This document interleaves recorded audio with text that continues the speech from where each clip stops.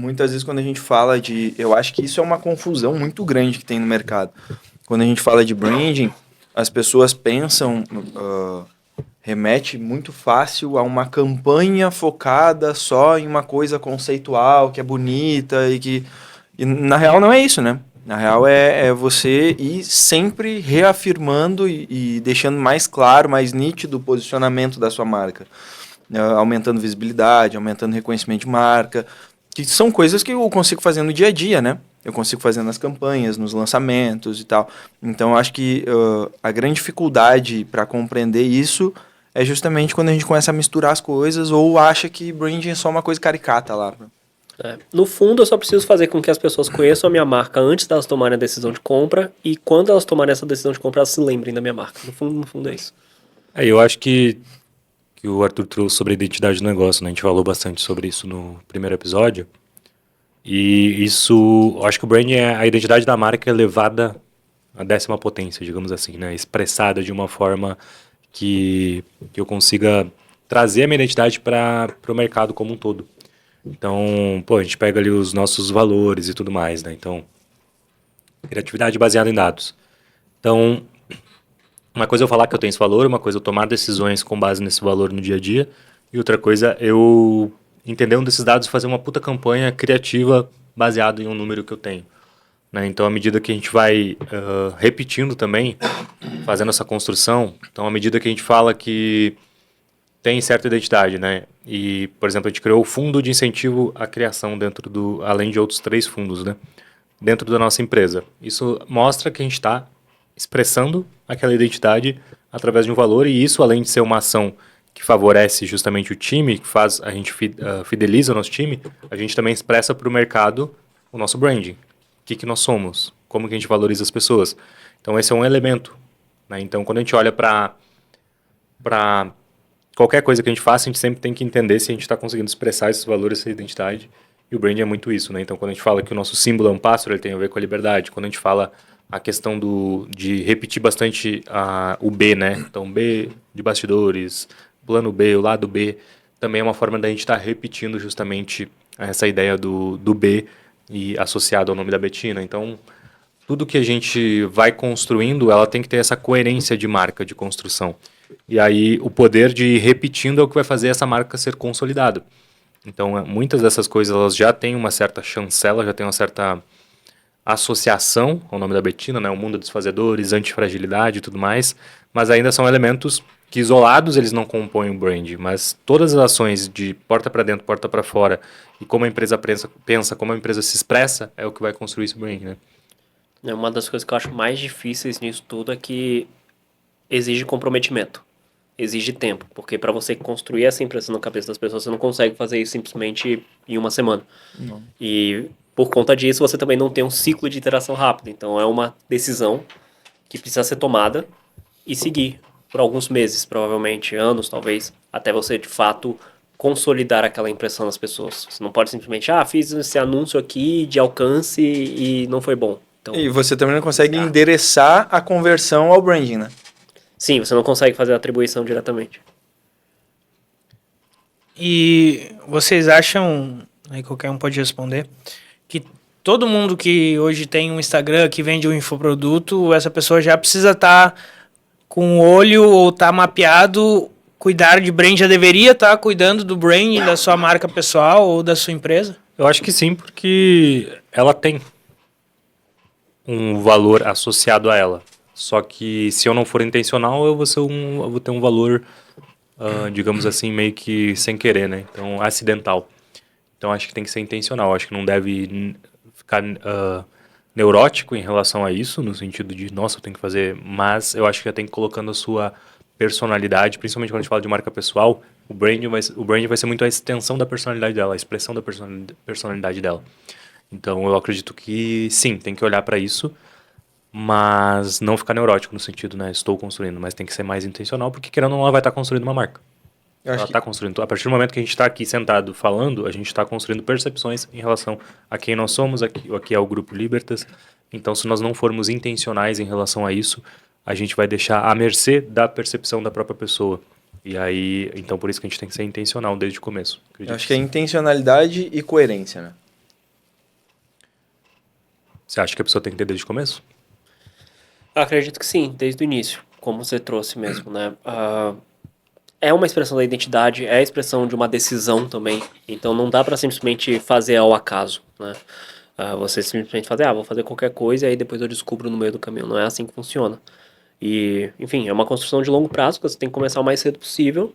E não precisa, como o Arthur mesmo trouxe, não é uma questão de campanhas publicitárias super caras e um negócio super sofisticado. Não, é simplesmente trabalhar a impressão das pessoas. É simplesmente você fazer as pessoas se lembrarem de você quando elas quiserem comprar um produto daquela determinada categoria. Vou comprar um carro. De quais marcas você lembra? Quais marcas você vai buscar, por exemplo? Quais são aquelas que tem, que você já tem uma preferência prévia, por exemplo? Isso é uma das coisas que talvez as pessoas confundam, né? Em especial o pessoal do marketing digital, né?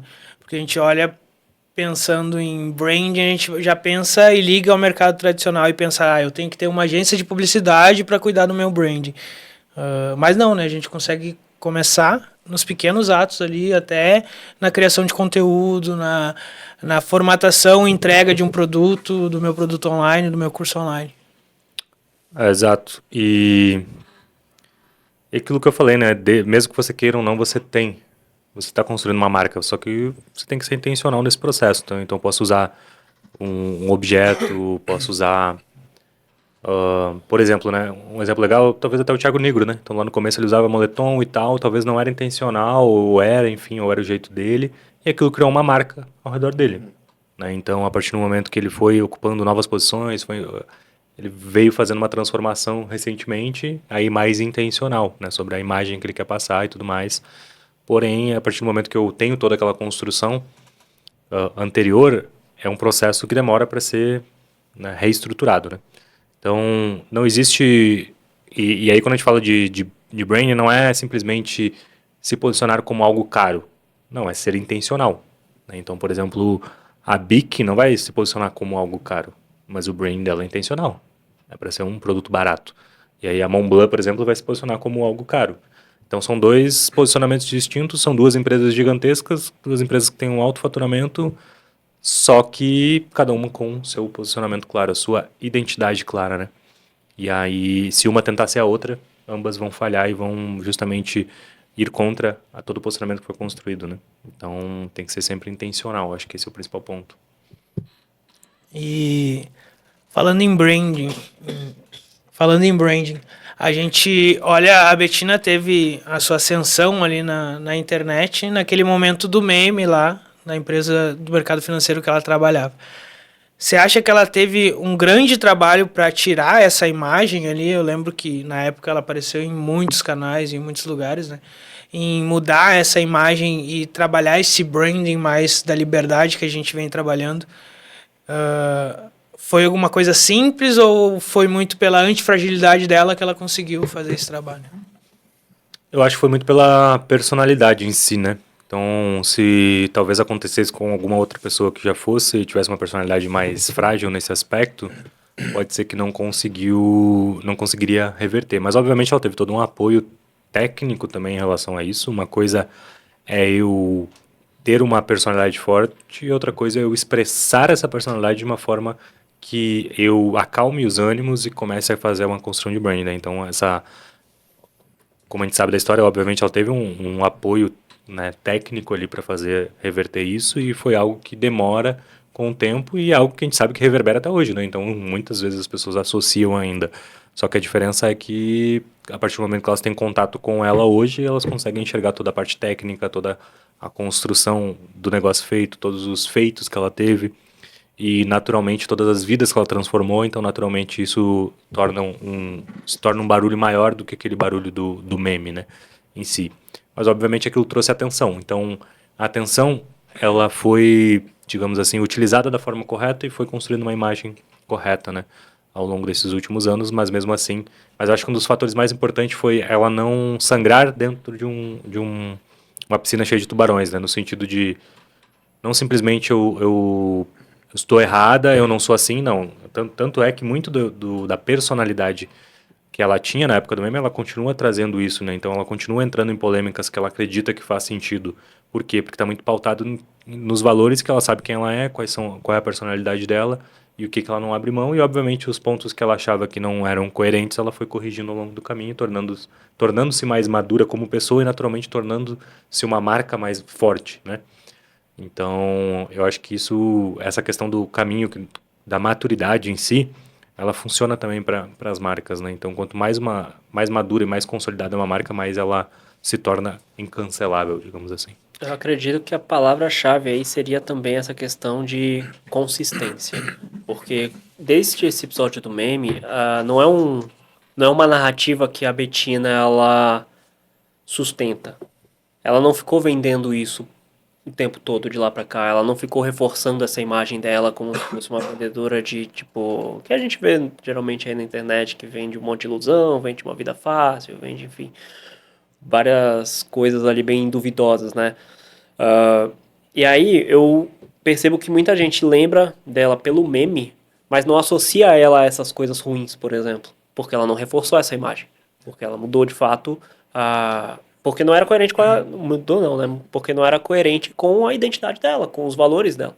Então, o fato mesmo de ela ir construindo um negócio e de fato ir ajudando as pessoas, eu acho que isso contribui para as pessoas não associarem a algo ruim, por exemplo. Se lembram dela por conta do episódio, mas não associam a algo ruim.